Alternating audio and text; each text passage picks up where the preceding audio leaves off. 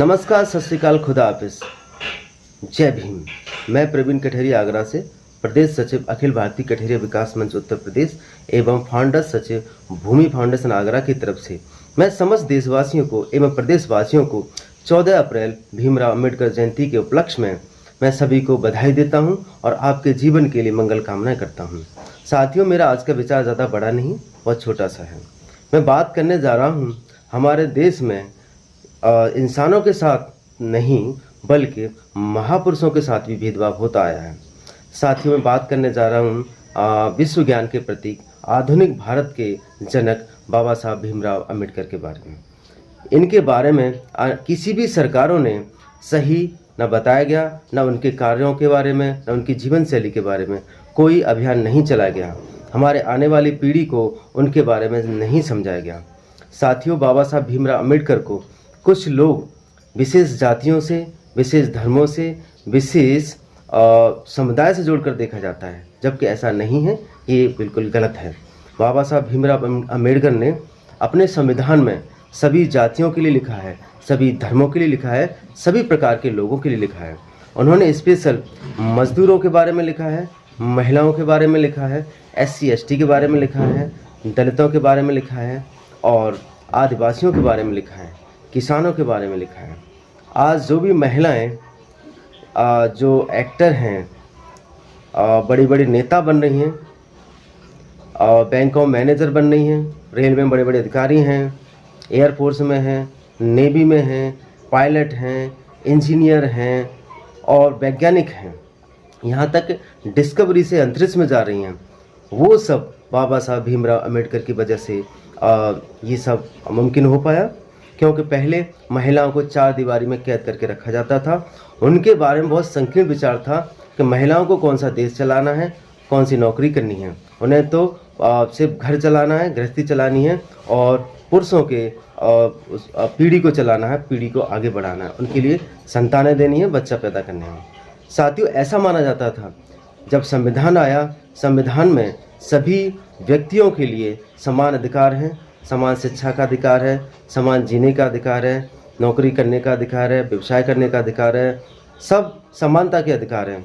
संविधान में किसी व्यक्ति के साथ किसी भी तरीके से कोई भेदभाव नहीं किया जाएगा, ये सब अधिकार हैं। साथियों, किसानों के बारे में बाबा साहब ने बहुत कुछ लिखा है और किया है। मजदूर आज फैक्ट्रियों में 8 घंटे काम करते हैं, 1 घंटे का उन्हें लंच मिलता है और 6 बजे दिन की छुट्टी होती है। वो सब हमारे संविधान की वजह से है।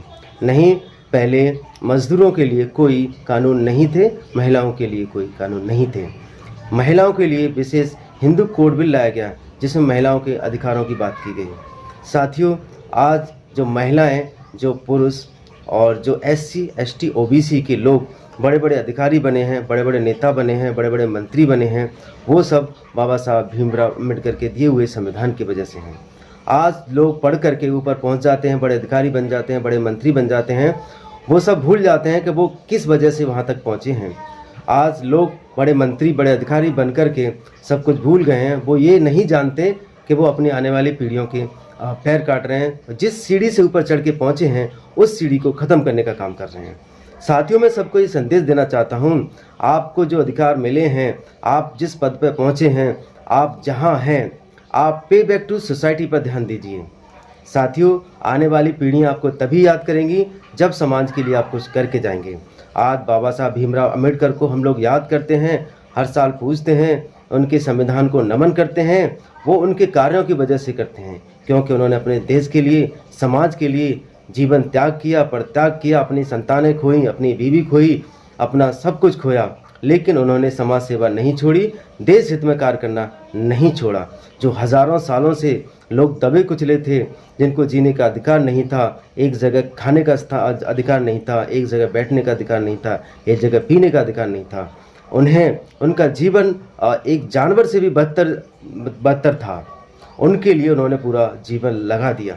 साथियों, अगर जो लोग बाबा साहब का विरोध करते हैं, वो नहीं जानते कि वो क्या शख्सियत थे। अगर राजतंत्र होता तो राजतंत्र में राजा का बेटा राजा बनता, उसकी संतानें ही राजा बनती, वही शासन चलाते। न सारे हाई कास्ट के लोग राजा बनते, न ओबीसी के लोग राजा बनते, जो कुछ लोग ही राजा बनते, लेकिन बाबा साहब अम्बेडकर ने संविधान देकर, कानून देकर, लोकतंत्र देकर, अपना वोट देने का अधिकार देकर ये हमें अधिकार दिया है कि जिसकी बदौलत आज एक चाय बेचने वाला भी प्रधानमंत्री बन सकता है, एक आज मजदूर और किसान का बेटा भी प्रधानमंत्री, मुख्यमंत्री, राष्ट्रपति बन सकता है। तो साथियों, हमें इस संविधान का सम्मान करना चाहिए और संविधान को नमन करना चाहिए और इसके सिद्धांतों को मानना चाहिए और हमें अपने आने वाली पीढ़ियों को संविधान के महत्व को बताना चाहिए और बाबा साहब भीमराव अम्बेडकर के सिद्धांतों को, उनके जीवन शैली को, उनके विचारों को लोगों तक ले जाना चाहिए, आने वाली पीढ़ी को बताना चाहिए। क्योंकि कोई भी महापुरुष तब नहीं मरता जब उसकी मौत होती है, कोई भी महापुरुष तब मरता है जब उसके विचारों की मौत होती है, उसके विचार खत्म हो जाते हैं, विचारों को प्रसार करना बंद कर दिया जाता है। साथियों, मैं आपसे यही रिक्वेस्ट करता हूं कि अपने बच्चों को सही सिद्धांत दीजिए, आने वाली पीढ़ी को किस तरह से जीना चाहिए वो सब बताइए। वो सारी बातें हमारे संविधान में लिखी हुई हैं, व्यक्ति के क्या अधिकार हैं, महिलाओं के क्या अधिकार हैं और किसानों के क्या अधिकार हैं, बच्चों के क्या अधिकार हैं, डॉक्टर्स के क्या अधिकार हैं, इंजीनियर्स के क्या अधिकार हैं, मजदूर के क्या अधिकार हैं, सारी चीज़ें हमारे संविधान में लिखी हुई हैं। साथियों, हमारा संविधान विश्व का सबसे श्रेष्ठ और सर्वोत्तम संविधान है। हमें इसका सम्मान करना होगा, इसे बचाने के लिए सर्वश्रेष्ठ प्रयास करने होंगे। साथियों, मेरा विचार यही था। आपने मेरा विचार सुना, देखा, इसके लिए बहुत बहुत धन्यवाद। मेरा चैनल है भूमि फाउंडेशन आगरा यूट्यूब पर, उसे लाइक करें, शेयर करें, सब्सक्राइब करें। धन्यवाद।